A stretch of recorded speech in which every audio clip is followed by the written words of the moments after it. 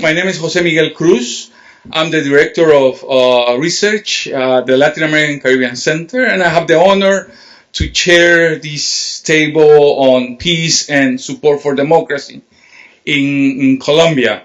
Thank you all for being here, and especially thank you our panelists, our presenters, and commentators for coming all the way south and north, I have to say, to Miami. Miguel García is coming from Colombia, so he's coming to the north, and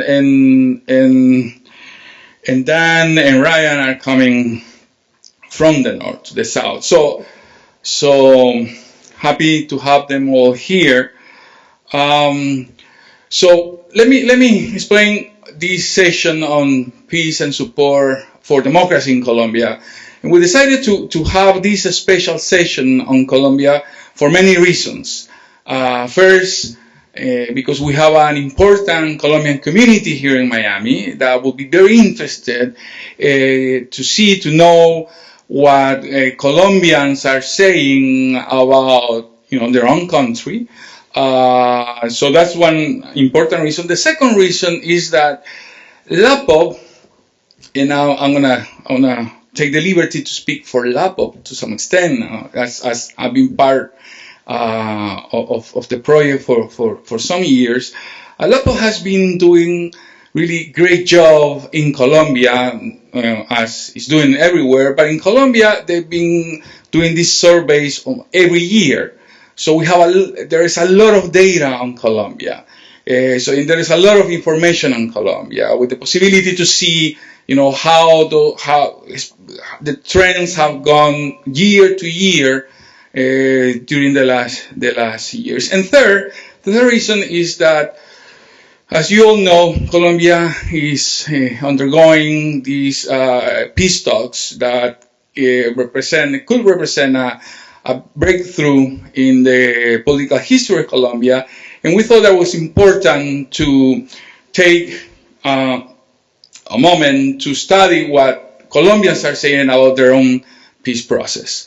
So those being the reasons of this panel, I'm sure this will be a really great session. So let me introduce our speakers and commentators.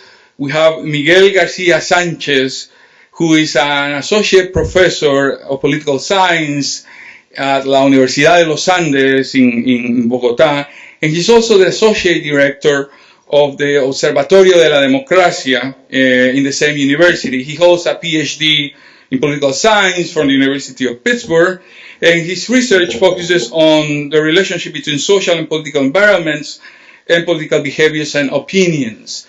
Miguel is also part of the research team of LAPOB in Colombia. So he's been analyzing. He's one of the authors of the report, of the many reports on Colombia, and we're very happy to have him here.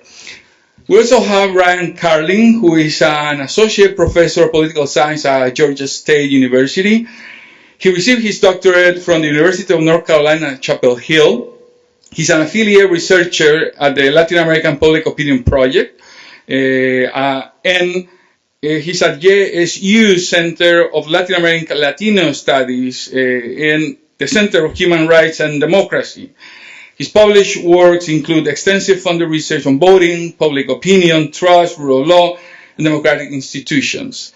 I have to say that Ryan will be presenting some of the results of LAPOB, but he's also going to present some of his own work on Colombia, on some experiments he has been conducting over there. So we're very happy to have this opportunity to have a first view of that research. And as commentators, we are honored to have Barry Levitt, who's one of our own people at LAC. He's Associate Professor of Political Science here at the Department of Politics and International Relations at the FIU.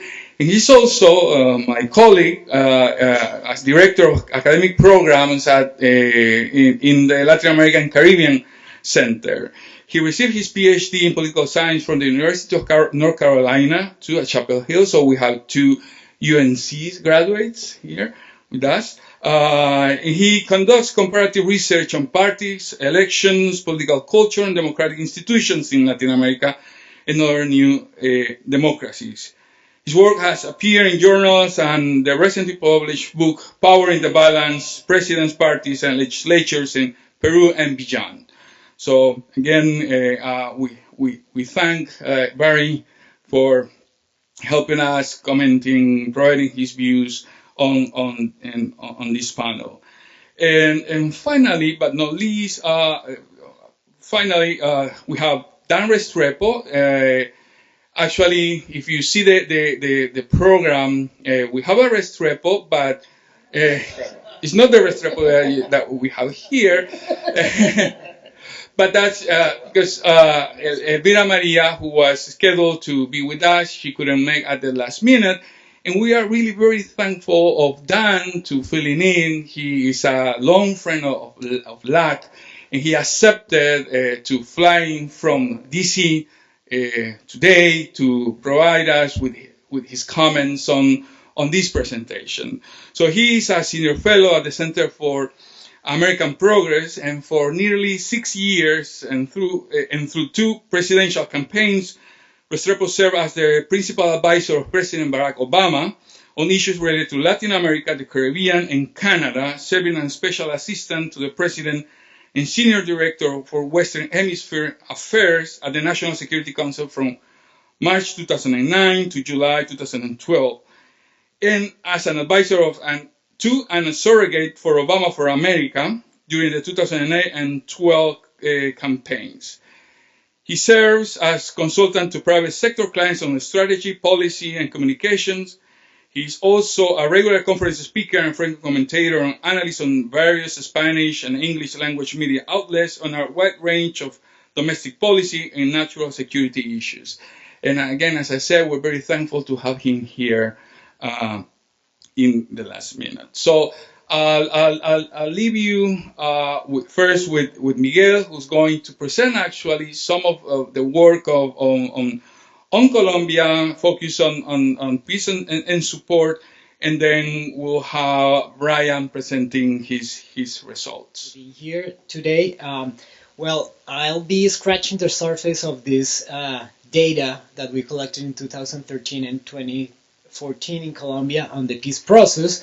And in particular, I would like to talk today on the attitudes towards the political participation, on the potential political participation of the FARC in Colombia. But to be more precise, I would like to explore through these questions on political participation we run in Colombia during the last years, three main things that I present right now. The first issue is that I would like to use this information to try to decipher the way Colombians are deciphering the peace process that is going on right now in the country. Well, actually in Havana, but it's deal with a problem that we are involved.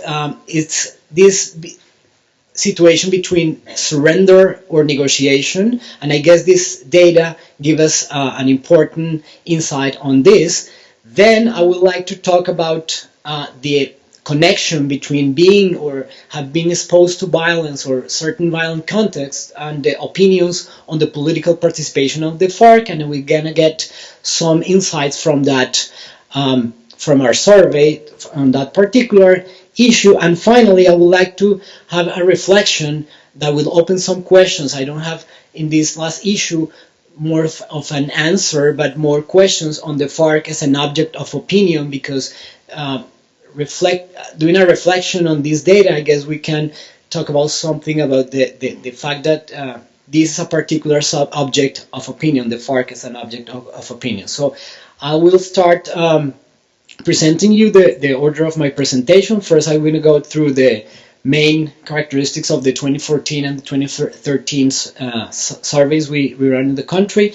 Then I'm going to talk about the attitudes towards the peace process, then attitudes towards political participation of the FARC, the political agenda of the FARC, and finally I will draw some conclusions from this set of questions. Let's start with the 2013 and 2014 data and some of the characteristics, because basically I will be talking about three different samples. So as we have been doing this from the last 10 years, since 2004 to 2014, we have been doing this national sample that is representative of the entire country. So we're going to have information on this module of questions on the political participation of the FARC and other issues related with the peace process.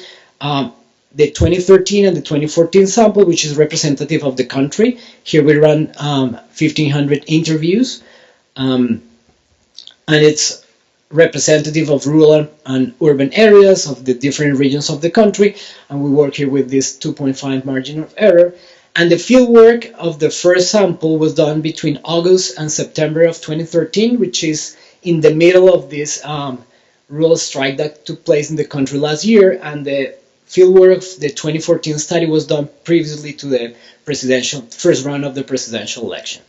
Then we have a special sample or an oversample of conflict-affected regions. Here, the objective was not to have an idea of the national average in these questions we are doing in Colombia, but instead of that, we define a sampling frame of 111 municipalities that had been affected by some sort of violence. So here, these municipalities matches at least one of these two criteria. First, being part of the Espada de Honor program, which is a military initiative to consolidate the territory.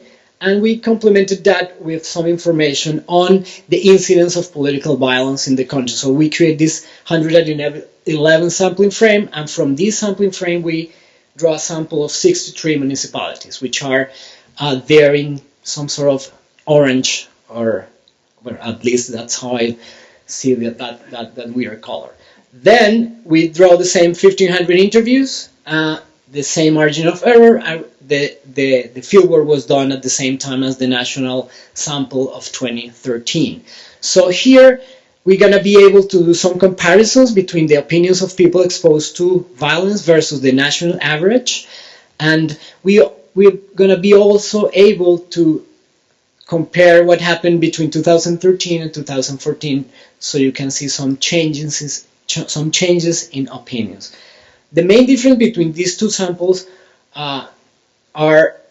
is victimization by political violence, and as you can see here, from our set of questions that capture being victim of violence, I mean, not in the last year, but having a violent event occur to you in your life, the main difference shows you that we're talking about two different scenarios. First, in the national sample, we have a victimization of about 39%, and that goes up to almost 53% in the conflict-affected region. So we are dealing actually with a very different context here. So let's start with the opinions on the peace process. I'm going to show you a picture that tells that on average, Colombians are very supportive of the process. That's something we know from the press and from other surveys. So I'm going to give you a little bit of this with a few questions. And let's start with this question on the peace process. Juan Manuel Santos, the President Santos, is currently taking place with the FARC. And here, in a 0 to 100 scale, you can see that there's a pretty fair support, a relatively high support. We are talking about between 55 to 62 points in this 0 to 100 scale. And there's a difference when you compare the national sample of 2014 and the special sample of 2013 being a little bit higher in the conflict-affected regions. But on average, what this graph tells you is that there's a pretty high support for the peace process. When you break down this through the 6 regions of the country, the picture is a little bit different, and you can see a lot of variation going from 67% of support to the peace process that is currently taking place from the Caribbean region to the 41-42% that shows the graphs for the central region. And here I would like to mention that these two percentages to some extent match, this is for 2014, match what happened in the presidential election. The highest and the lowest support for the peace process matched to some extent with the regions in which Juan Manuel Santos got the strongest and the weakest support in terms of voting the last May.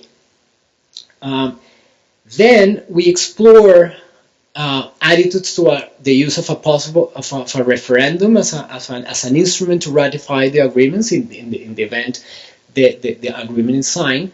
And here you once again see that there's a lot of support for the use of this tool. Most of Colombia, about 66% of Colombians will approve the use of a referendum. And moving beyond the approval of the use of a referendum, we ask them about their vote intention for the referendum in the case it is used to ratify the agreements. And here you can see that 51% will vote in favor, and most of those individuals who would not vote, or say it another way, of those individuals that said that they are not agree with the referendum, most of them will not vote in a referendum, considering the fact that if you go to vote, you're giving half of the support to the initiative. It's because the law tells that you need half of the population voting, or the voting age populations, for the referendum to be, for the result of the referendum to be valid. Well, so the first part of the presentation shows you this relatively high level of support. So when we move to the questions on political participation of the FARC, the picture changes a lot. So even though people are supportive of the peace process and supportive of the idea of dealing peacefully with the FARC, when it comes to political participation, the picture changes a lot. So I'm going to show you the results from 3 questions that show you basically the same scenario. First, this question captures the approval or disapproval, the agreement or disagreement with the government guaranteeing the FARC to be able to participate in politics. So using the same scale, support goes down from about 60% when you talk about the peace process to about 25-30%. And there's a significant difference, not that wide, when you compare the national average versus the conflict-affected region, which is the bar in the middle. If you move to a different question that comes to the idea of the FARC creating a political party, the result is pretty much the same, with this gap between the 2 samples, especially in the 2014 and the 2013 conflict-affected region sample. And finally, this last question is to some extent a counterfactual question. This is a hypothetical situation, which is agreement to the government granting representation in Congress to the members of the FARC, to giving them, for instance, a seat in Congress, and which implies a political concession, and the picture is exactly the same with the same gap. So we put together these 3 questions to create an indicator of political support for the political participation of the for the political participation of the FARC, and this is the result.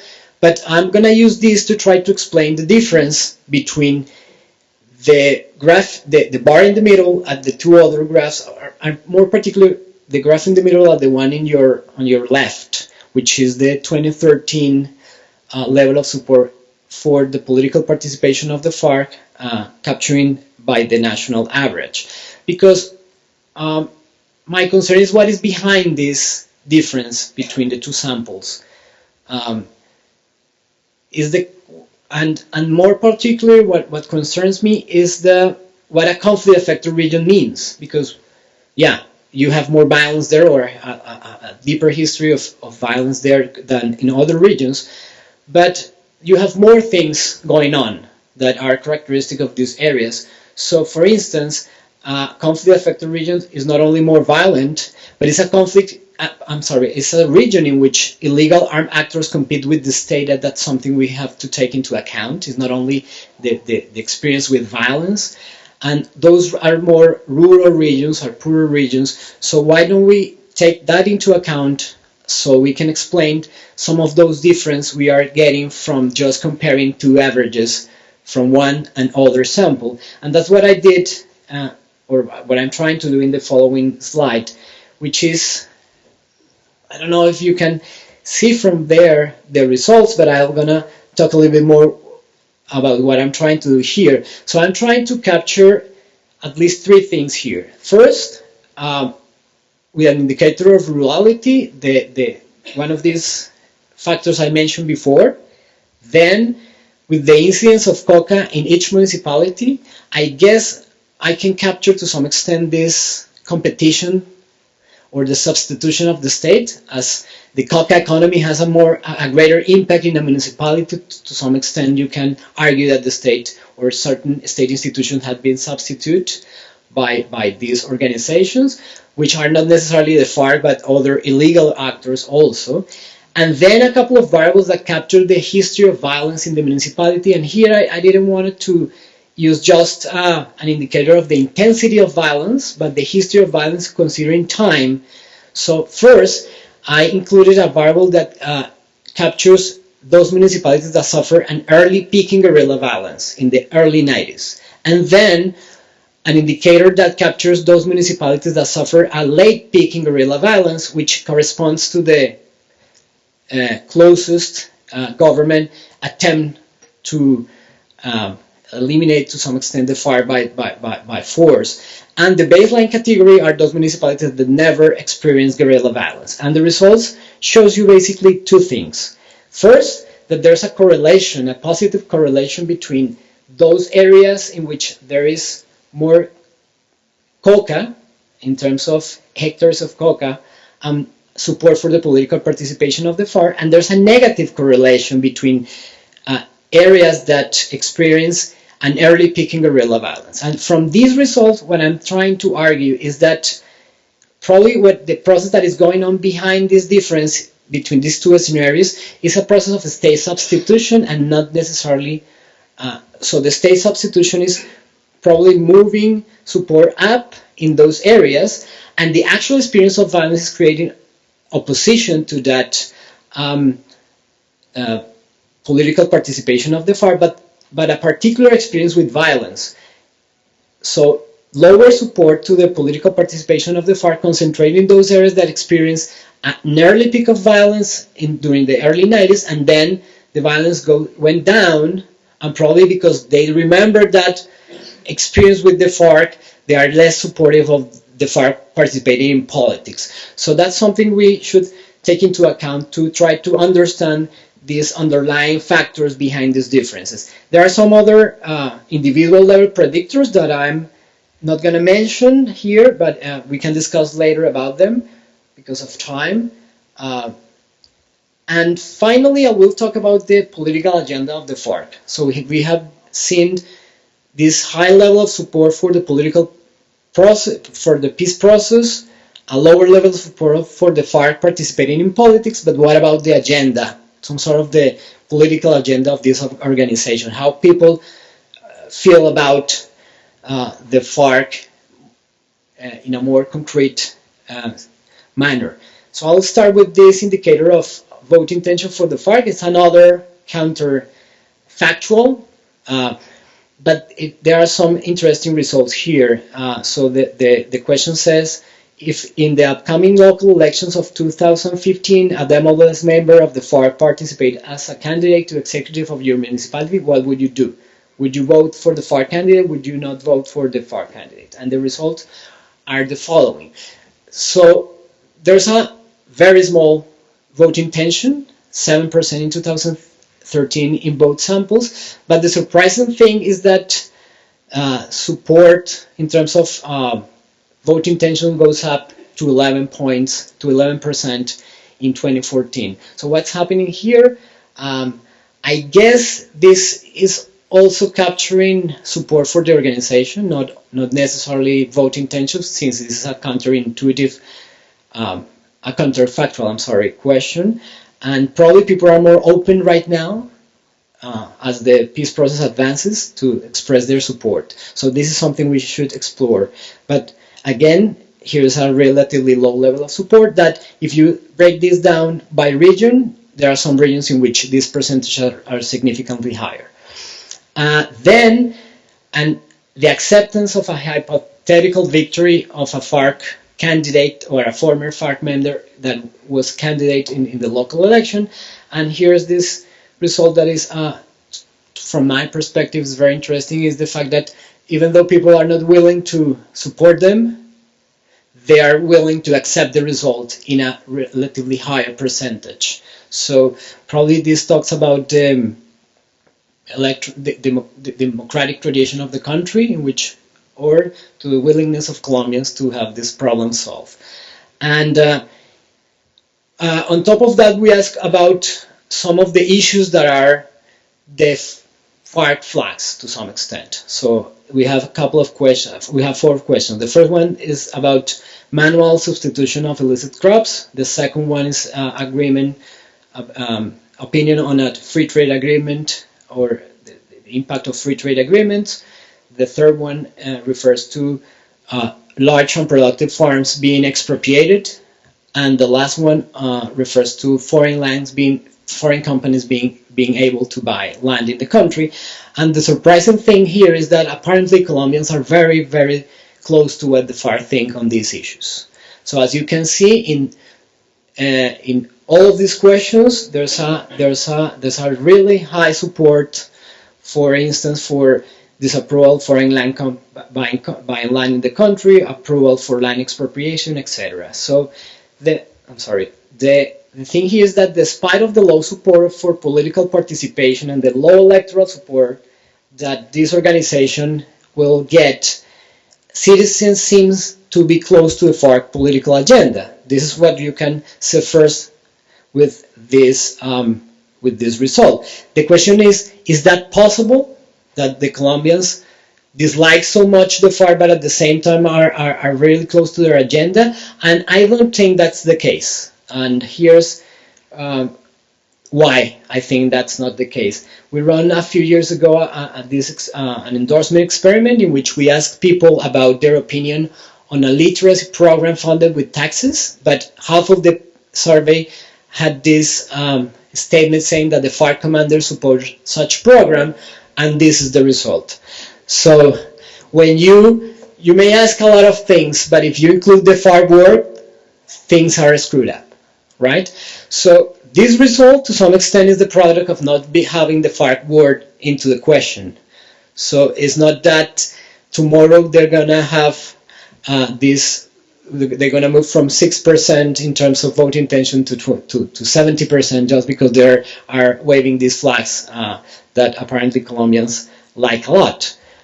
So this is something you have to take into account. And this goes to the FARC as an object of opinion. I will talk about that a little bit more later in the conclusions. So going back to some of the things I have said today, first, I think that this negotiation versus surrender situation, although there's a strong support for the current peace process, citizens don't want the FARC to participate in politics, and they don't want to give any political concession to this group. And in some questions that I'm not presenting today that refer to justice, is the same situation. They don't want to give the FARC anything. So probably the people are supporting the process because they decipher the process as a surrender of the FARC, not as a negotiation that implies some concessions. So this is a very important result from our survey. Second, people living in conflict-affected regions have higher levels of support for the political participation of the FARC, relatively high levels, even though the levels of support for political participation of the FARC are low.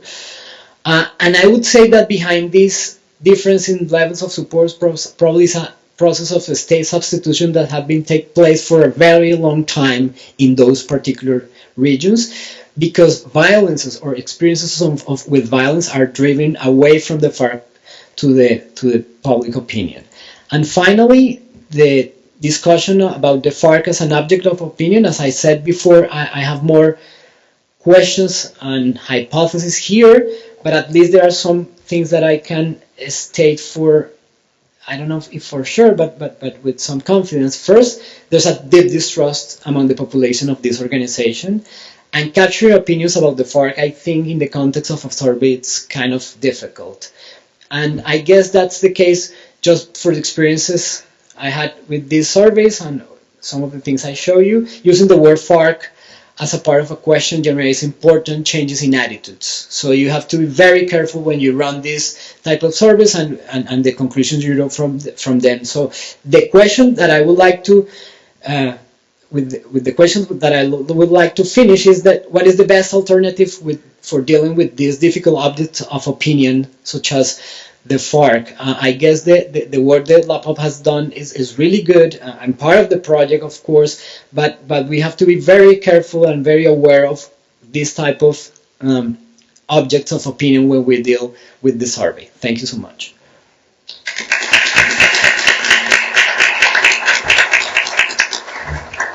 Thank you, Miguel. We're going to hear Ryan Carlin now. Just wanted to say how happy I am to be here. I want to thank Jose Miguel and Frank for hosting us, and Mitch for founding this a long time ago so that we can be here talking about it. I'm very excited about this project on Colombia. Last year at this time, I knew very little about Colombia. Now I know something about Colombia, and it's been a very enriching experience to work with LAPOP, especially with Miguel García and Juan Carlos Rodriguez Raga throughout this experience, and I look forward to future collaborations.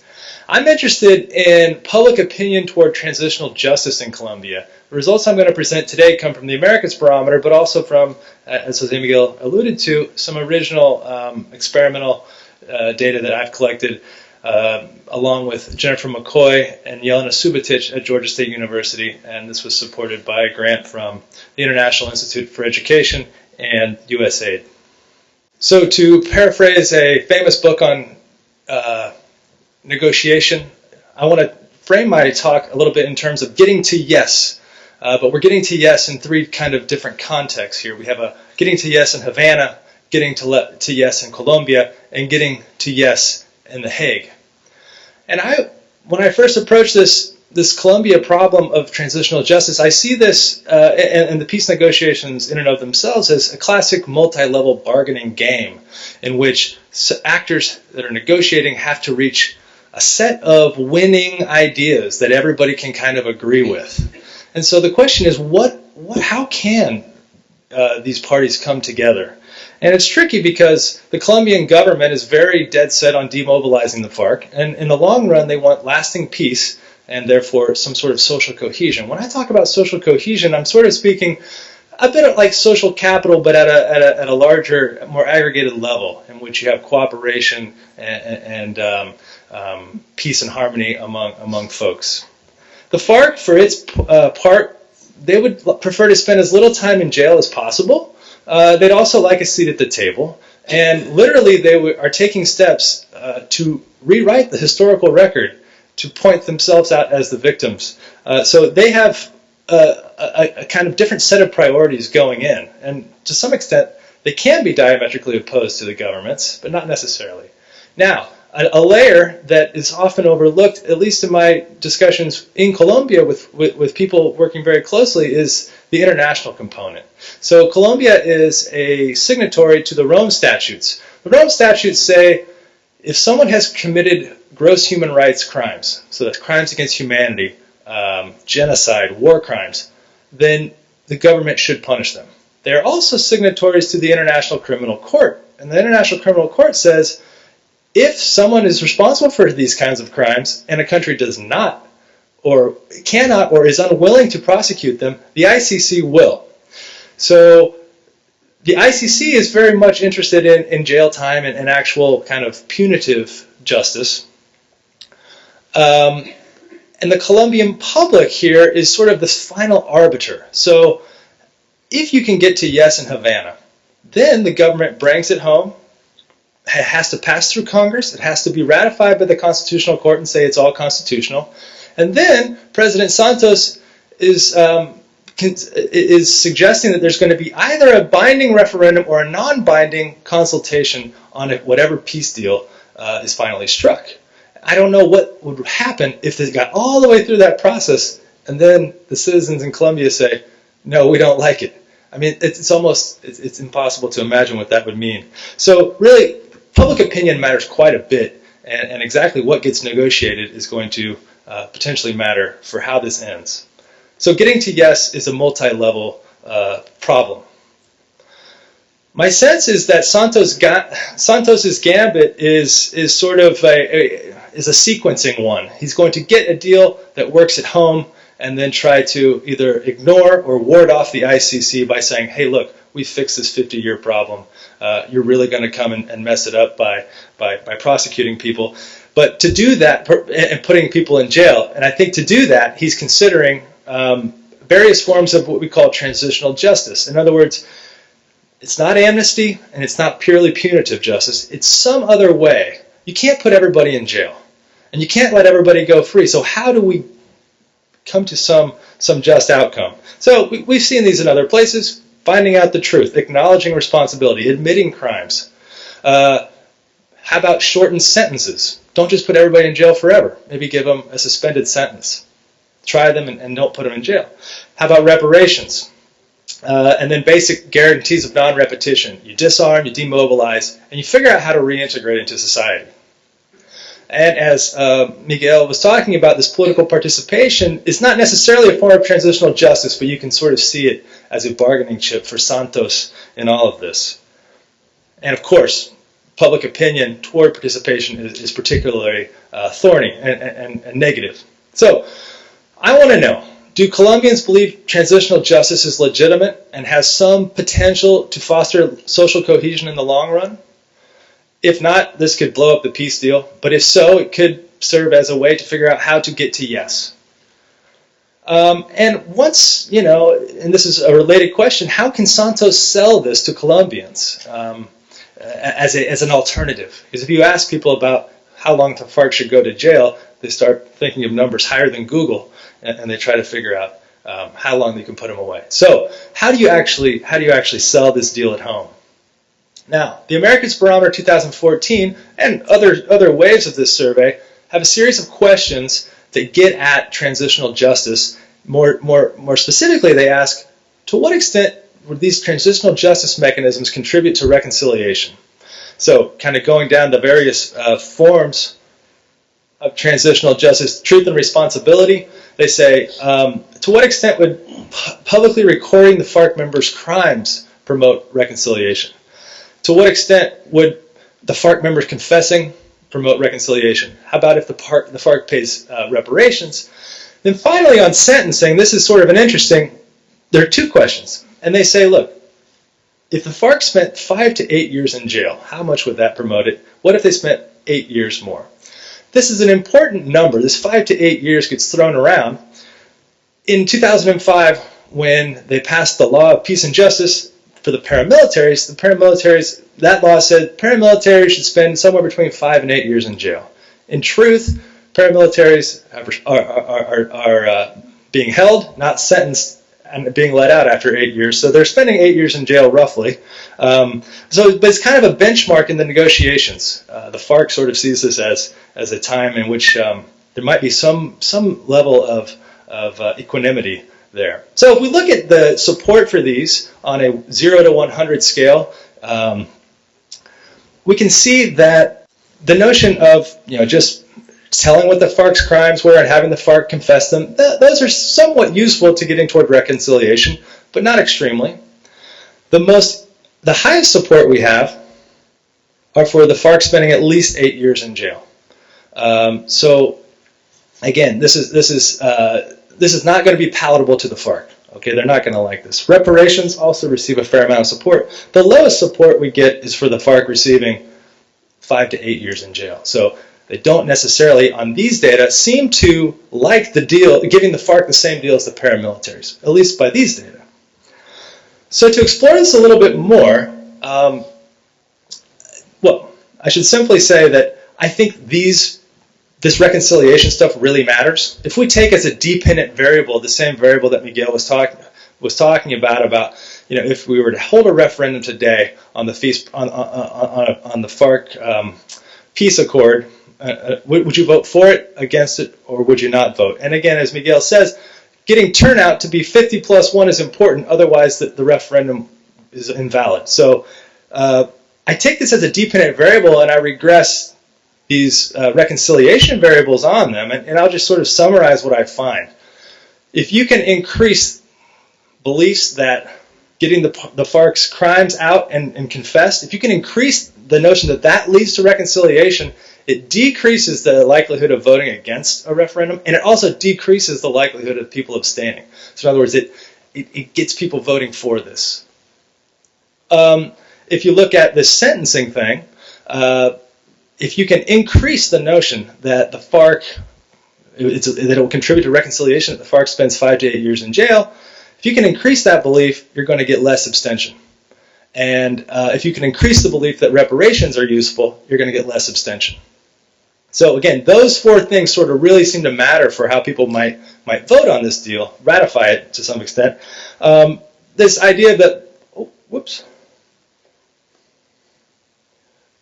putting people in jail for at least 8 years has absolutely no effect on the way they'd vote.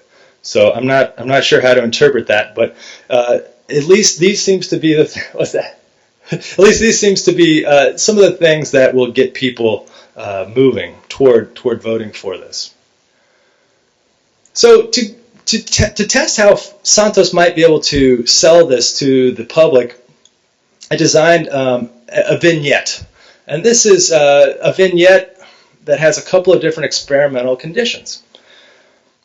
This was based on some work done by Jim Gibson in the South African context, where he uses a vignette to talk about blame, attribution of blame. It says, who is this person? What's their role? Are they a leader or a follower? Did they mean to do something, and what happened? And what were their motives? So the vignette I'm going to show you has all of these characteristics in it, and it also has it will describe a FARC commander, and then it will describe various forms of transitional justice mechanisms. What is different at the end is whether they receive, how much jail time they receive. And we benchmark that jail time to this 5 to 8 years that the paramilitary commanders got. So if you'll indulge me here, here's Francisco. I didn't actually show this. This is an online survey. I didn't show this. And by the way, this is a quota sample, and LAPOP would never allow this. It's a quota sample on age, gender, education, and zone. It's about 3,400 people. So we say, Francisco was a commander in the FARC. He gave orders to people below him in the organization. As a result of his actions, a group of people were kidnapped and held captive for several years. Francisco says that his own actions were motivated by the belief that he was doing was necessary and justified by the struggle. That sounds like an odd phrase, but it comes right out of Gibson's paper. Francisco has publicly recognized his actions and put down his arms. He will economically compensate the families of his victims. And then we split the sample into thirds. 1/3 read this: he will not go to jail for his actions, even though some of the commanders of the AUC did go to jail for the same crime. Another third got, he will spend several years in jail for his actions, about the same as the AUC members sentenced for same reasons. And the final third says he will spend many years in jail for his actions, many more than the AUC commanders sentenced for the same reasons. After they read these vignettes, we ask them, using this scale where 1 is not at all and 7 is a lot, to what extent do you believe this outcome is fair for Francisco, will contribute to reconciliation, and will contribute to peace? My colleagues who do postmodern IR think, oh, these are all 3 totally different concepts. Turns out it's one of the strongest indices I've ever seen. So these all kind of correlate nicely together, so we create kind of a social cohesion index out of this. I want to show you just quickly the results here. So if we have on this axis a social cohesion index which goes from 1 to 7, we can see how legitimate, how much these things would actually maybe foster social cohesion according to these different treatments. So no jail time is obviously the least likely, but and it's a whole heck of a lot worse off than if they get the same amount of jail time as the paramilitaries. That's about a 29% difference. It's about a 25% difference compared to getting more time. So obviously, no one's going to, it's going to be very, it's not going to help social cohesion a lot if they don't go to jail. But what's interesting and different than what we get from La Paz is that you get a difference here. Once you frame it in the way that talks about who this person was, what they did, and you add in all these different types of transitional justice mechanisms, this punitive side, it seems a little bit more, it gets a lot more support when you've sort of contextualized it in terms of other forms of justice. So this isn't a huge effect. It is statistically significant because I have an enormous sample, but it's there, and you can't ignore that. Another way we think about, if we go back to a multi-level game, another way that Santos can sort of raise the legitimacy is to sort of bring in this notion of international norms. And there's this idea that once international norms are accepted, they can diffuse and become very useful. Transitional justice is one of those norms. Okay, so what we've done here is a similar vignette. I'm going to read it to you. And we have two treatments. One in which we prime the international norms. We prime them by talking about what other countries have done with transitional justice, and one in which we don't. And we ask a similar set of questions. So we say, Colombia in the control group is considering alternative methods in relation to justice and the subject of human rights, including a truth commission, reparations, and guarantees of not retaking arms. That's a bad Spanish translation. Retomar. Okay, then we simply add at the beginning of this treatment, as other countries have done. Just a simple line. And then we ask, on a scale of 1 to 7, where 1 is the lowest, 7 is the highest, to what extent do you agree with this arrangement? And what we see here are a fairly decent treatment effect. When you invoke international norms, and you say, hey, other people have done this, the Chileans have done this, the Uruguayans, the South Africans, whoever, then all of a sudden it becomes slightly more legitimate. So, just to briefly conclude, coming back to my research questions, do Colombians believe transitional justice is legitimate and has some chance of fostering social cohesion? And I think it's clear across the two of our presentations that the answer is not automatically, not reflexively.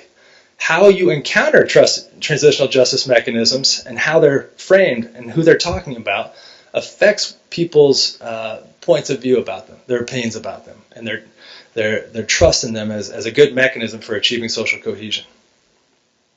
And if the regressions are right, this could matter for how people vote in a referendum. How can Santos sell transitional justice to Colombians? Frame, baby, frame is how I've said it. And when you talk with people in the government, they say, we know that there's a PR problem, there's a PR campaign that needs to be waged. They call it a pedagogía social or something like that, but it's a PR campaign. And so they're going to frame this in a way that, they want to frame it in a way that will get it passed. And so I would say, let's bundle these things together. Let's bundle don't have like a Bolivian referendum where you vote on 10 different items. It's all or nothing, so bundle it all together. Consider, when you go do your PR campaign, benchmarking against the paramilitaries. I think it's a bad idea to benchmark against the FARC. The FARC have reneged too many times. They're not credible. But if you can benchmark against the paramilitaries, even though it's potentially a forced comparison, I think it could be useful. And then finally, make it seem like everybody else is doing it. It's an international norm. This is okay to not send everybody to jail. Other people have managed these crises successfully by using transitional justice. So, thank you.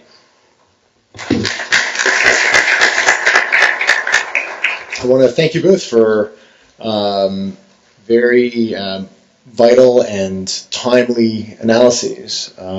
It's never an easy thing to try to get your take on an ongoing process, especially one that generates as much political heat as this one. So we're really grateful for your insights and your analysis. We are, and especially take note that both of your presentations really raise just fundamental issues that we deal with in political science. The role and quality and extent of the state itself, right? War and peace, regime stability versus instability. At the same time, both of your papers, at least in part, touched on issues of framing and political communication and political psychology, the importance of managing expectations in a bargaining situation, which I thought was interesting that you both ended up on some similar insights coming at it from different angles.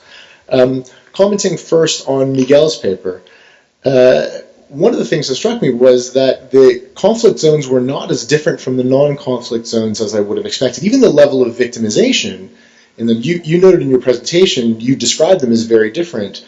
I was more struck by sort of 40% versus 52, 53%. If I would have had to guess, I would have guessed that those would be much, much wider.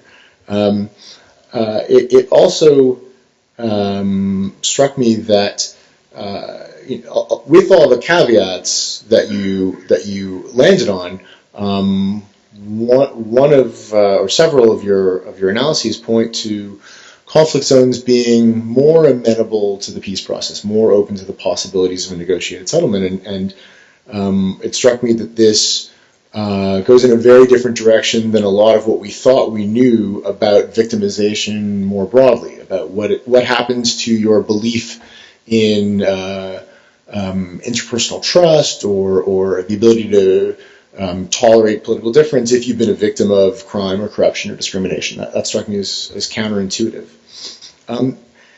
Miguel also found a great deal of variation, or at least pointed to a great deal of variation among conflict zones for his analyses. For example, the early versus later experiences of guerrilla violence and living, as you described it, living with a sort of substitute state apparatus, which you pointed out in your presentation, you're seeing as the extensiveness of organized crime, of sort of coca, like linkages to the coca production. I was wondering, and you were quick to point out that this is not, we shouldn't interpret that as being kind of the same as the FARC. I was wondering whether you could draw any connections between those conflict zones that lived under the sort of quasi-state rule of the FARC during the period in which they had autonomy or more autonomy over parts of the country versus those that did not. Like that struck me as a real question about whether FARC had evolved in the minds of some respondents into a sort of quasi-state authority. Among the findings that point to questions about framing and linkage to the FARC, for example, diminished support for a social program that was otherwise described the same way. In fact, both papers sort of focused on the effect of simply mentioning the word in a question prompt. And to me, that raised questions about the longer-term possibilities for political participation, political incorporation, and what it tells us about polarization as a broader issue in Colombian politics, not just in how people feel about the FARC, but polarization throughout the political system, within the party system, and sort of Colombia's political culture more broadly.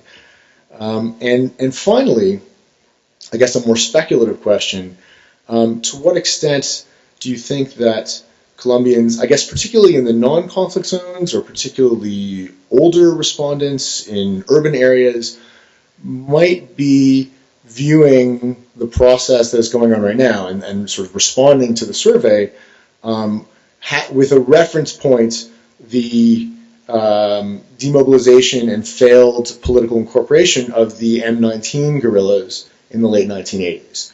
I don't know that using this data there's any way of getting at that, but I was wondering to what extent Colombians who lived through that are viewing the current process through that lens, and perhaps with a certain amount of cynicism about the outcome of the process. Turning to Ryan's paper, I thought it was very insightful in pointing to this process as a two-level or actually a multi-level bargaining game. and also for reminding us that the peace process or even the referendum is sort of first and second steps in what is going to be, even if it goes well, let's say, a very complex process of reconciliation. Not for this paper, but more broadly, you may want to tap into the extensive sort of comparative literature on transitional justice, which I think your analysis connects to very well. You also pointed to the importance of framing, especially in terms of punishment and reparations. It seemed that you found that sort of any sort of jail time was perceived to be fair. And if part of this process is about managing expectations, in practice, is there something about framing the choice between jail time or no jail time as opposed to a low number versus a high number, right? That strikes me as a place where sort of framing the issue could prove to be absolutely crucial. Since you found that sort of mentioning FARC also became sort of a similarly powerful treatment, as with Miguel's paper, I was wondering about other types of partisanship. Sort of what else might trigger a negative reaction? And more broadly, whether what do we know about public opinion about other parties to the conflict? Some of the questions about punishments benchmark the level of jail time to the AUC, but I was wondering whether we have any more detailed data about how citizens assign blame or responsibility to FARC, to AUC, to the armed forces, for that matter. You're finding, I think I had some slides that did not end up in the final presentation. So at some point I may be asking you about things that toward the end, I kept some out. Yeah. But in general, one of your findings is that respondents who believed that the different elements of the transitional justice process were going to be effective were more likely to vote in the referendum and more likely to vote yes in the referendum. And I think that's very insightful. I do worry that as a concept, you might be measuring the same thing on the cause side and the effect side, and that more broadly, it's people who have a strong sense of political efficacy believe in the efficacy of this process as well. I noticed among your controls, you didn't control for like external political efficacy. That would sort of solve the problem, or at least answer the question of whether that's what was going on in the equation. And finally, I had a question about your measure of should demobilized FARC members be guaranteed a role in politics. In Miguel's paper, I noted sort of two very different questions about that. One, the Colconce 4 about whether demobilized FARC members should be guaranteed sort of the ability to participate in politics, and then the other question was about a kind of institutionalized guarantee of representation, which is not unfamiliar in Colombia, right? There are various sort of set-asides for political representation in the system, so it's not a completely new structure of suggestion, but those are two very different things. In your paper, Ryan, you were asking about the former one, the should an individualized FARC member who was demobilized be guaranteed? Yeah, and I guess the one question it raised was the interpretation of the question as special treatment versus equal opportunity, and that there may be some way of combining those two questions to see whether people have strong feelings about sort of treatment that is perceived to be equal versus treatment that is perceived to be special. I think I will thank you both again for your presentations and leave my comments there. Thank you, Barry. Now I turn the mic to Dan and hear his comments about the presentations. Thank you, Jose Miguel. First, I want to thank Frank Mora for the invitation to be here today. It's been a very interesting being able to listen both to this morning and now to these presentations.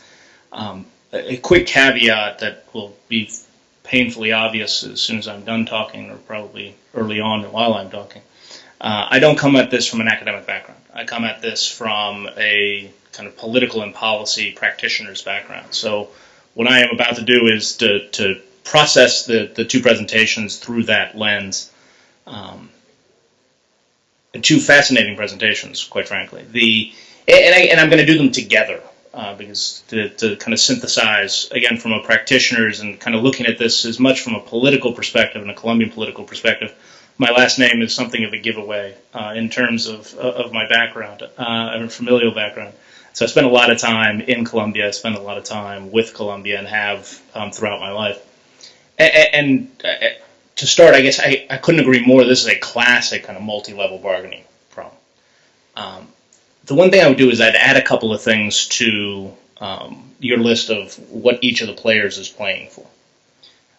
And I think there are factors that are very hard to quantify, but they're also factors that make a complicated negotiation even more complicated. And one is, and I'll just do one for each. So from the government's perspective, I think President Santos is playing for the history books. And I think that has been quite clear. Anybody who sat through particularly his first inaugural address, where he gave a speech that would have been apt at the end of an 8-year presidency, and one that would have apt at the end of a very successful 8-year presidency. Right? He was talking of himself in terms of being Colombia's greatest president. With the very uncomfortable person sitting right behind him who thought at the time that he was Colombia's greatest president, and still does. So I think but I don't think you can minimize how this will affect the months ahead of us in terms of both the negotiating process and then the politics that will come after the negotiating process if they're successful. The second is the FARC senior leadership is also playing to stay alive. It's not coincidence that they're at the table now, right? They're at the table now because there are fewer of them alive at the hands of the Colombian government for the first time in the history of the conflict. And I think that has kind of gotten lost a bit in both the political discourse in Colombia and even the analytical frame of people looking at the conflict and looking at the negotiation. These folks are the ones who are at the table, quite literally, are the ones who have survived. Have been in a weird way selected by the Colombian government in terms of who was and was not targeted prior to sitting down to negotiation. And then the third factor, and I think adding in the International Criminal Court is an interesting one, because they're going to have a very hard time from an institutional perspective of looking the other way. The ICC desperately needs a high-profile involvement outside of Africa and the Balkans. For its own institutional legitimacy. And if a deal is cut in Colombia that is in tension with the Rome statutes, it's going to be very hard for the ICC to not play. And so that'll be, and you saw their annual, timing being what it is, their annual report came out today and had what could only be read as cautionary language for the Colombian government. In terms of the negotiating and what it will be looking at in terms of the terms of a deal. So then to get to the kind of most interesting kind of political takeaways from this for me, and to the extent that for those who want to sell a deal at the end, to get to and sell a deal from a government perspective largely. I have a hard time putting myself in the mindset of the FARC. And probably the most interesting, the most important, and most useful thing is that the Colombian people don't want to be against a peace deal, right? They and you see that in your own numbers, right? You saw this, and this is where abstention comes into play, right? The real political fight is going to be about getting people to show up, because once you have made the act of showing up, it's going to be very hard to vote against peace. Right, and we've already had an object lesson in the difficulty of voting against peace or the facility of voting for peace in the second round of the last presidential election, where that experiment was run in the real world and peace won, right, in a very concrete way. So the obvious strategy for those who will oppose any deal in Havana is to join together the nearly 30% who won't vote, convince the 10% that would show up and vote against it not to show up, and then they've got to find another 10%, right? That's going to be, the fight is going to be about that other 10%. And here, the details of what's in the deal are going to matter a great deal, and this is one of the interesting things from Miguel's presentation. The strength of the surrender frame, right? The power of the surrender frame, and how Colombians want to see this as a surrender by the FARC. The details of any deal is going to chip away at it being a surrender, right? In all likelihood, because people don't usually sign things that are expressly surrender. And that, I think, is something that underscores, and quite frankly, I think is one of the reasons the process has dragged on as long as it has, is that fundamental tension, because the way to sell this deal is as ultimately a surrender, or in that surrender frame, but that makes it much harder to get to the deal itself, because the people you're negotiating with don't want to see themselves as surrendered. Here, the interesting thing, once you get to a deal, you have a bunch of kind of strange bedfellows or strange dynamics that are going to come out of this, right? The first one is, again, and this goes to the ICC comment I made earlier, right? Juan Manuel Santos, who fancies himself a global citizen and a global leader, will, if necessary, walk away from the ICC, will distance himself and distance Colombia to the extent they need it if he thinks it's going to get him his place in the history books and going to get him to yes, both at the table and in the referendum. And then Álvaro Uribe, who is decidedly and proudly, and because of my last name I can say this, a paisa, will find himself in the very awkward position of embracing the ICC. Or at least criticizing the government from walking away from its international obligations in a way that, again, if you look at the course of the last 10 years, would be a head-scratcher if viewed in isolation. And then the strength of kind of going back to Ryan, the strength of the AUC as the frame, right? The comparative value of it in affecting people's perceptions will create a real challenge, political challenge for Santos and the pro-peace electoral coalition, because most of the members of the pro-peace coalition have spent the better part of the last decade criticizing the AUC deal as completely inadequate, as a function of impunity. So you're putting people. You're going to end up with a bunch of people in very awkward places vis-a-vis their own political records. Almost everyone in the process, which is kind of one of the fascinating parts of this from a political spectator perspective. I get the study of the transitional justice mechanisms, and this is occupying a fair amount of oxygen within the political debate in Colombia today. In a weird sort of way, I think it's being overvalued. And it's being overvalued for the following reason, because I think the real sustainability challenge and coherence challenge that the peace process in Colombia has is, for lack of a better term, kind of this mythology of the post-conflict.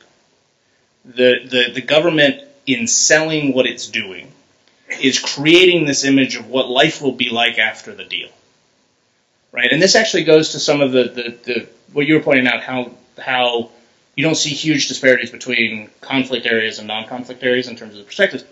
There's more than one conflict going on in Colombia right now, right? And there's more things affecting people's insecurity in Colombia right now than the conflict. So even when you sign the deal, even if you sign a deal and it's effectively implemented, whatever that means, right? Because you'll never get the full percentage of those who today fight under the banner of the FARC to stop doing what it is that they're doing. But even if you get a substantial percentage of those people off the playing surface, if you will, people's daily lives in Colombia are going to be remarkably similar the day after the referendum, the day after the demobilization, at least in significant portions of Colombia. This is not to say there won't be differences, but I think one of the real risks from a political perspective and a governance perspective is this kind of overselling of what this deal might mean and how it will mean the end of the conflict in Colombia. And what does that actually mean in real life? And this kind of indirectly goes to the last point, and then I have two kind of data-related questions, which is really dangerous for me to ask data-related questions. The difference between the kind of the FARC agenda and kind of FARC testing very differently, right? The FARC brand versus the FARC agenda. I guess I question the notion, although the FARC embraces the topic, the points of view, or at least has traditionally embraced the points of view that you identified as the FARC agenda. They're not exclusively, nor by any stretch of the meaning, exclusively the FARC's agenda, right? There are a lot of other people's agendas in Colombia and elsewhere. And, and the FARC brand itself is rightly discredited by the tactics that the FARC have been engaged in over the course of the last 50 years. And what they have been doing, kind of, decades-long campaign of violence tends to ruin your brand. But the interesting thing, the flip side of that is kind of the inverse of the FARC effect, is that the opportunity that the peace process has for Colombia's political left going forward. Right? The Colombian political left has borne the weight of the FARC and borne the weight of the armed conflict moving forward. The responsible political left and perhaps even the not-so-responsible political left. One thing that will change over time in a post-conflict is that weight will begin to diminish. And the political left will have more space and more viability, probably. I'd be curious as to what, if anything, the data tells you about that today. That over time, that will be a more viable place to be politically in Colombia because you won't be able to be tied as closely and as easily to the FARC by political opponents. The two data-related questions, I had one for each of you. And Miguel, I'm not even sure you can disaggregate the two things I'm about to ask, if you can disaggregate. In Code Pro Paz 1, you had the question of support for Juan Manuel Santos's peace process. His name appears in the question, at least on that slide. And obviously, he didn't do well in the central region.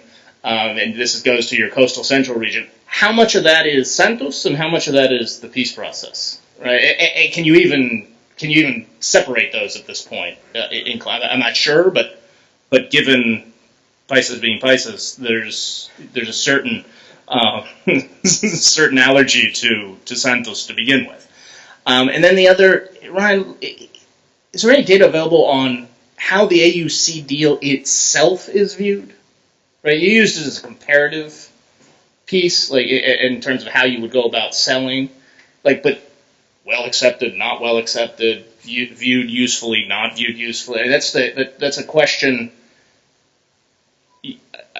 More than anything, it's just curiosity, but it also goes to the bearing of how much you want to sell on that, and how far that sell can take you, and who it works with, right? In terms of if you're putting together either side, right? If you're putting together the 50% coalition to show up and vote in the affirmative, or if you're putting together the 50% coalition to stay home, you're certainly going to want to know how the AUC deal by itself is viewed, and then how to deploy it tactically within different groups.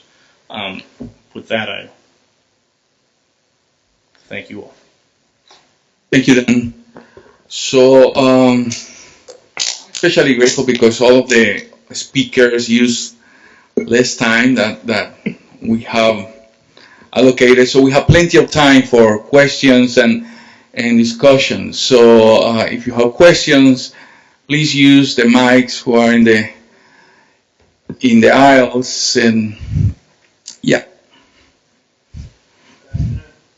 I had three things. First thing is more of a comment. Because I use polling data in Colombia, I'll probably use Napoleon Franco, I'll probably use Infirmary Gallup. So I'm a big fan of America's Barometer, so I use it consistently.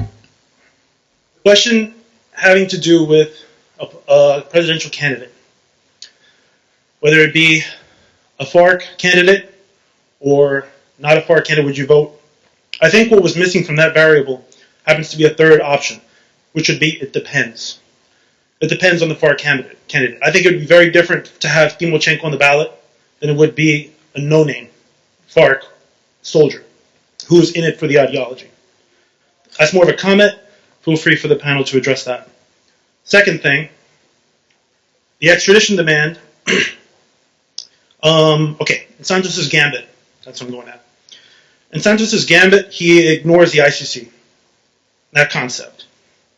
But there's also a U.S. demand for some of these fighters, whether it be for narco trafficking, whether it be for human rights, regardless. Would Santos' gambit actually jeopardize, would he be willing to jeopardize the U.S.-Colombia relationship on good relations?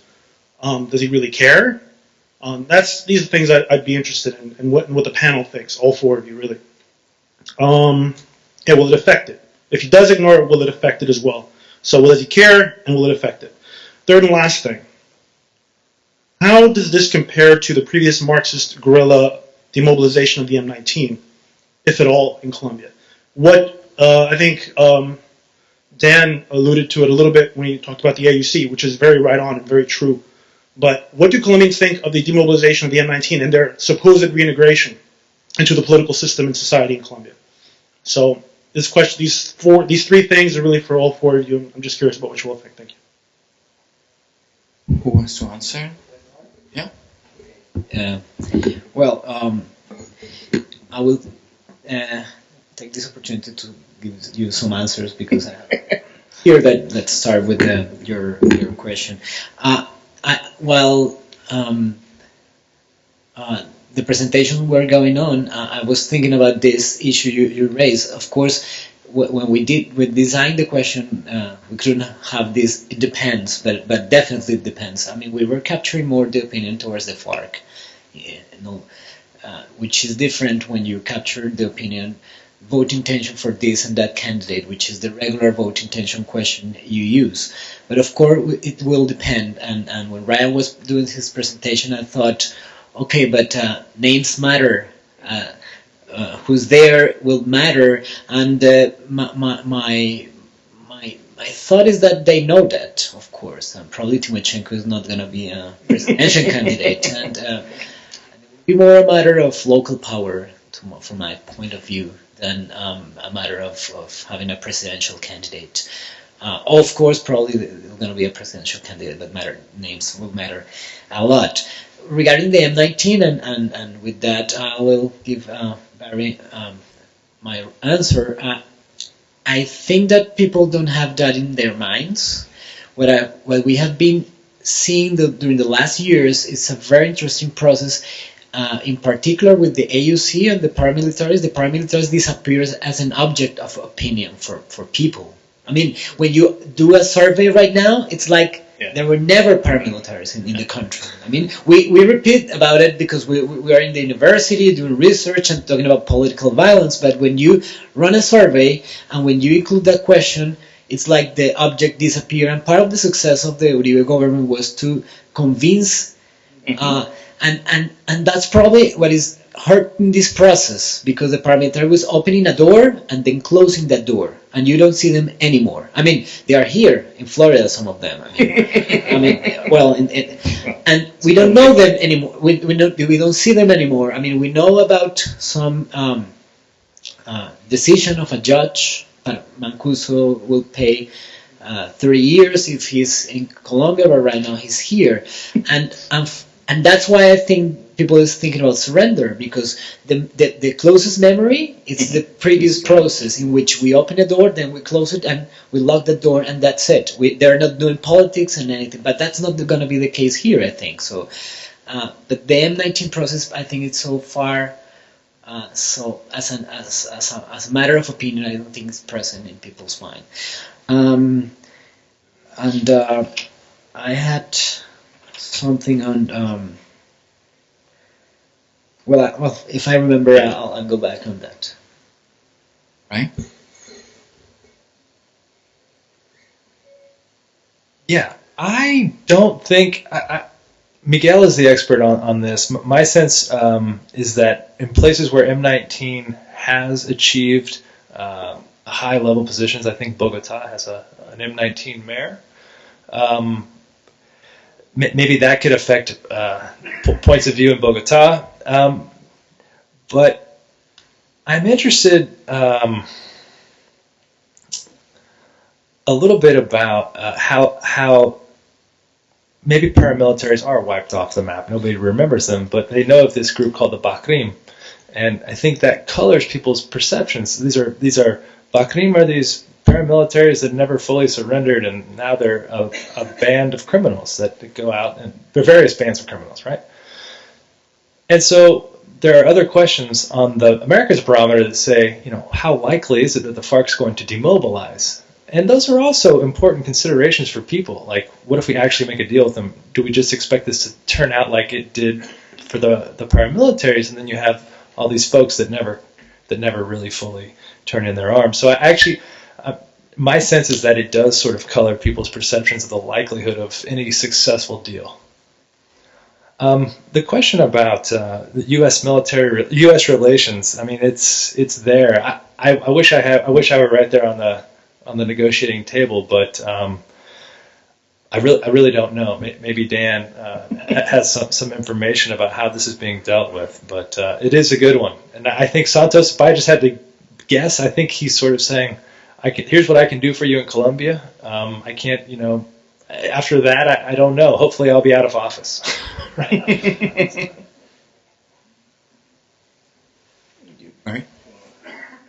I think the only thing that I'd add about the M19 and about the paramilitaries is that those outcomes, I think, allow Colombians of different political stripes to see what they want to see in the process. In other words, if you hated M19, then as far as you were concerned, it worked out great, right? They put down their guns and then they kind of disappeared for all intents and purposes, even though their reintegration process was sort of a failure or fraught with violence. If you similarly secretly thought that the paramilitaries' cause was just, then you can see this sort of non-outcome outcome as a just one, and that's why I was sort of asking about kind of the effect of polarization and sort of distinctive points of view, because there doesn't seem to be a definitive take on any of these prior events that would serve or could serve as frames for the ongoing negotiations.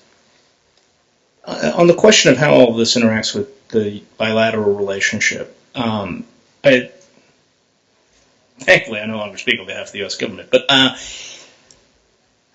there's been clear official support for the peace process and for the negotiations that are taking place.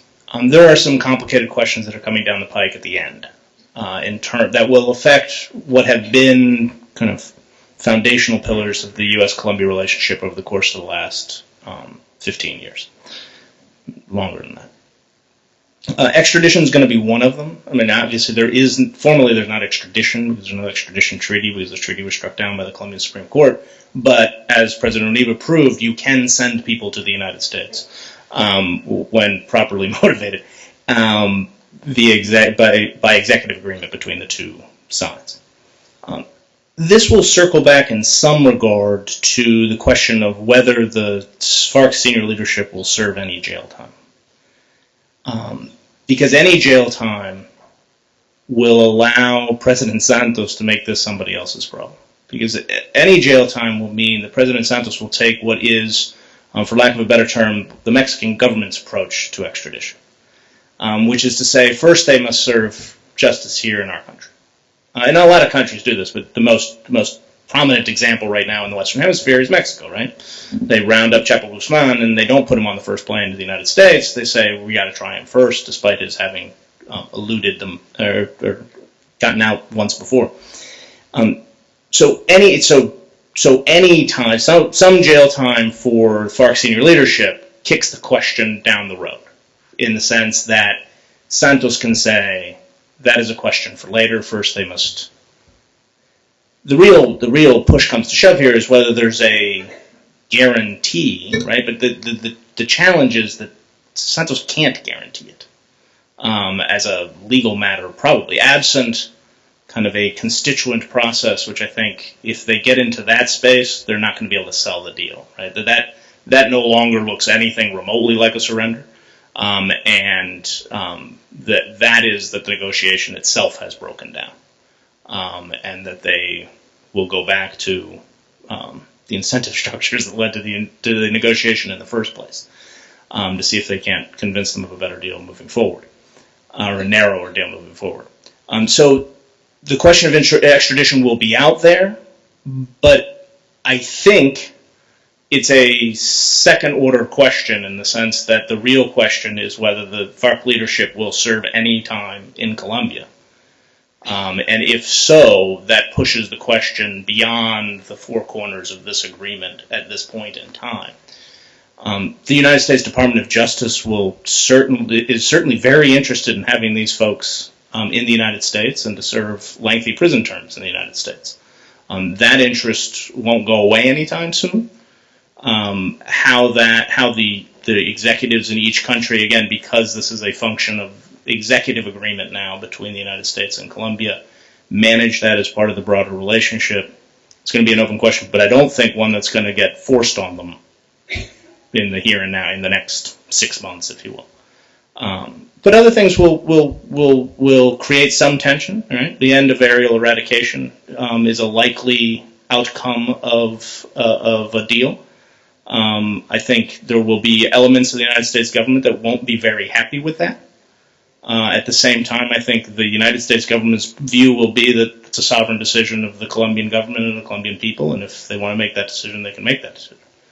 I'm not sure that would be the view of the next president of the United States. So there are a bunch of clocks running here simultaneously. So there are questions to be had in the bilateral relationship. That said, I think the relationship is strong enough to weather these tensions. The relationship will have to evolve. It will have to continue to evolve. It's a different relationship today than it was 4 or 5 years ago, and certainly than it was 10 or 20 years ago. The last thing that I think speaks to kind of the U.S. moving forward, I think one of the real challenges for Colombia, and I know there are Colombian government officials who are concerned about this, is the proclivity of the United States to declare victory and go home, maybe sooner than we should. And the notion of a signed deal, meaning, Colombia's a success, we can move on, we can focus our time, energy, and resources elsewhere, I think is of concern and should be of concern. Because I think there is an important role for the international community to play in this fabled post-conflicto if we get there. And the U.S. should be a part of that. And can be a constructive part of that. But you'll be facing significant headwinds here in the United States that, again, our tendency is to, look at Central America after the peace accords. Right? We declared victory pretty quickly, to not so great effect over time. Questions? Yeah.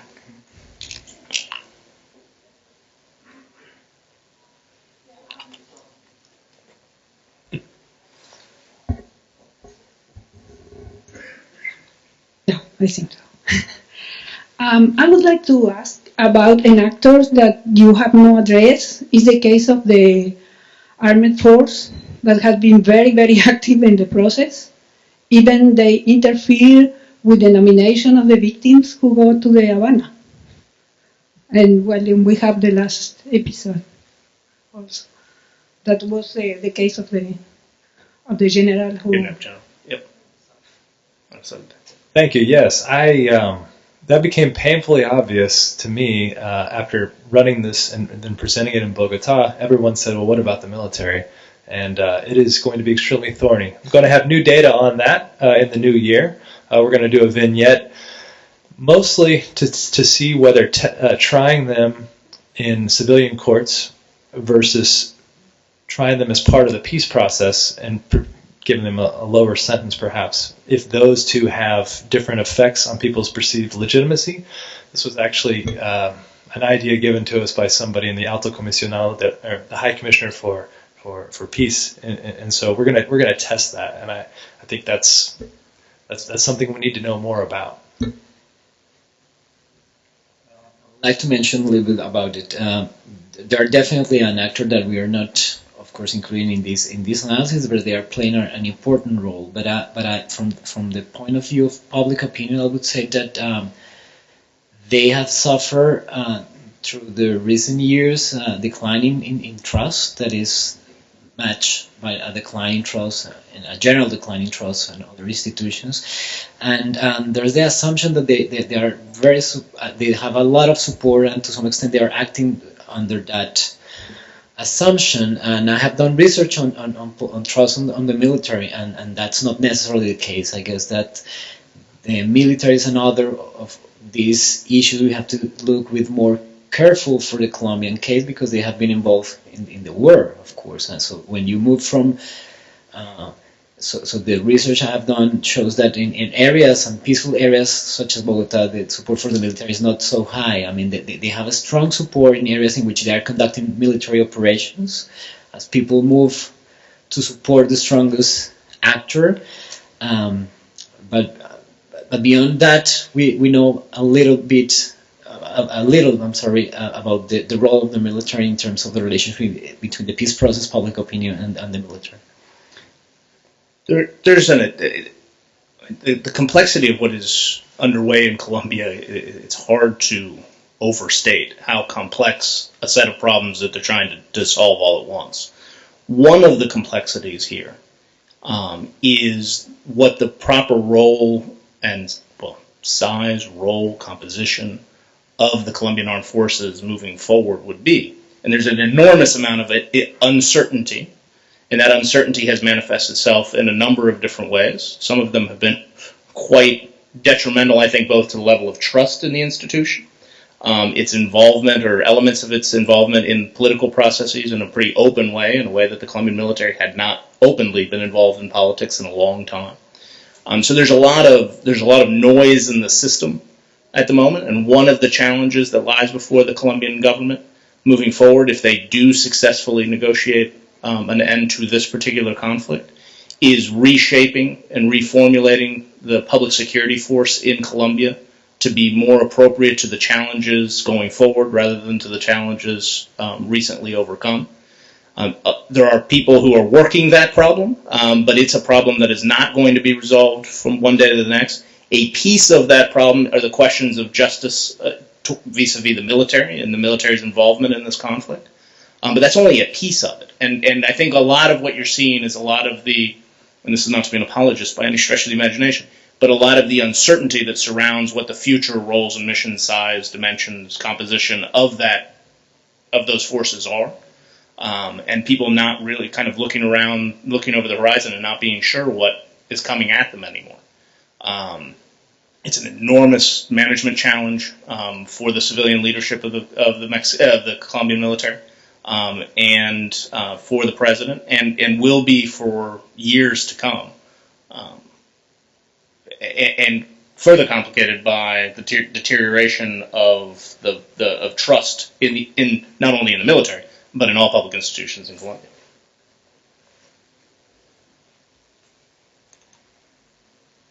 Eduardo.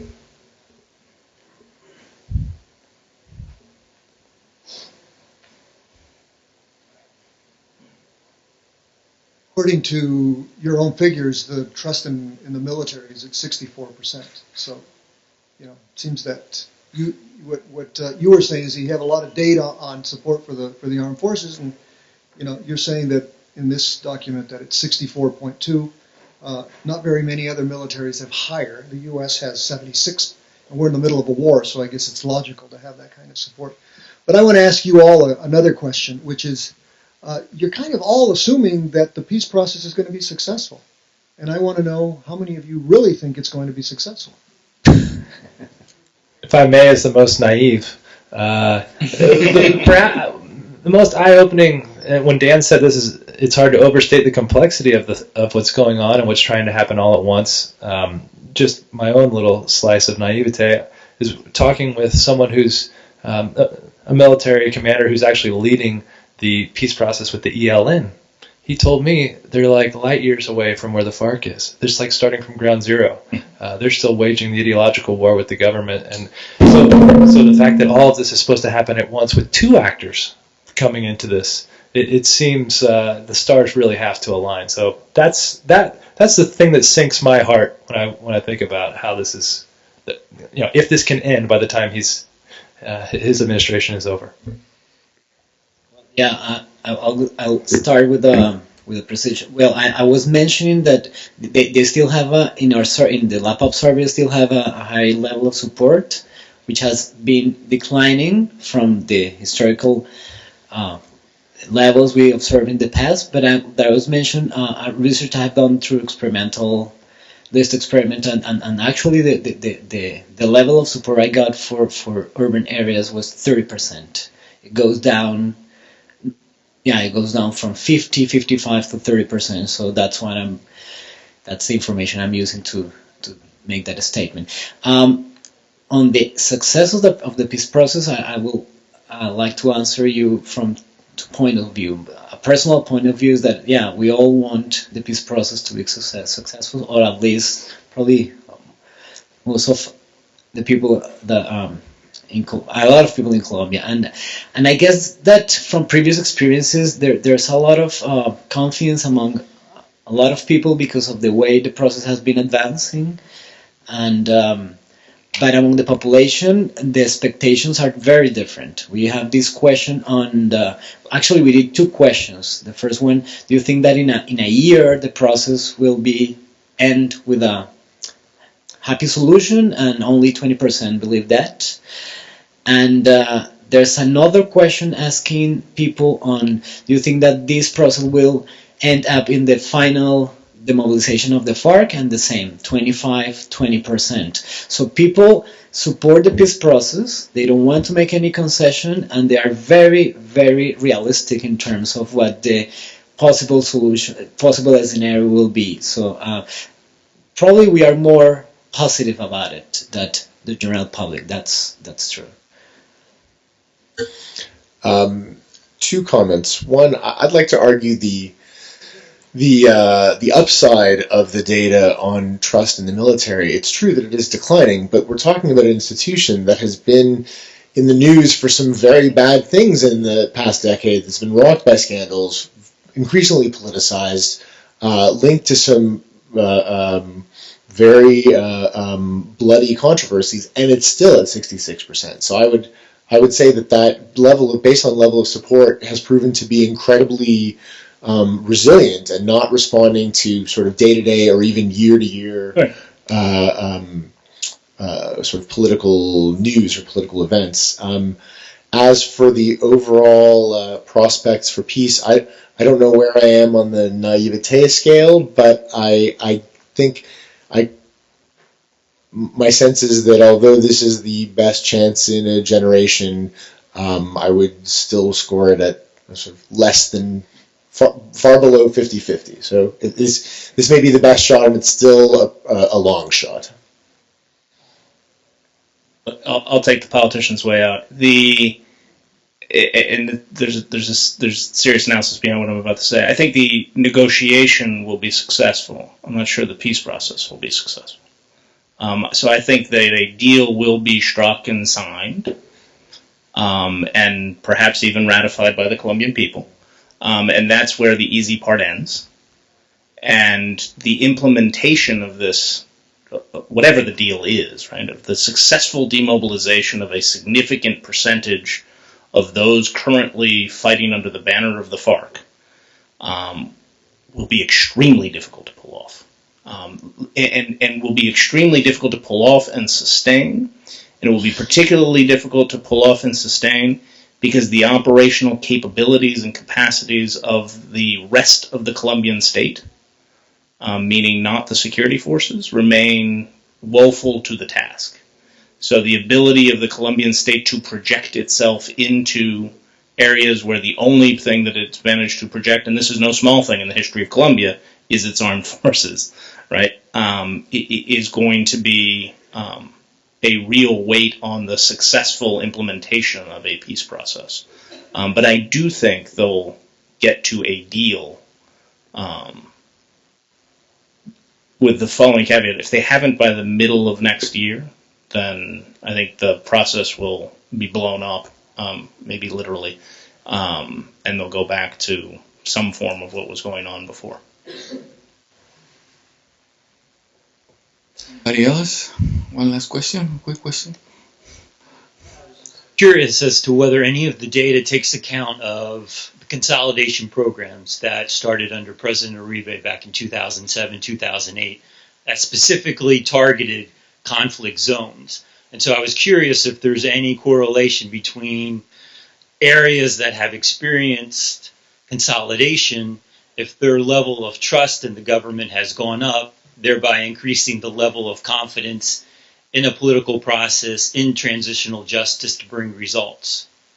Well, the answer to your question will be, I mean, you have to be patient. We're going to go to the field in January to gather data on consolidation municipalities. I mean, some of them match with the conflict-affected region sample.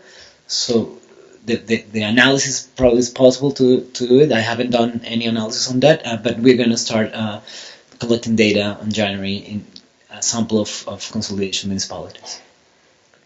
I don't know the answer, but thinking about Barry's comment about polarization and the fact that and Dan mentioned too, when you mentioned Santos in a question, what does that do?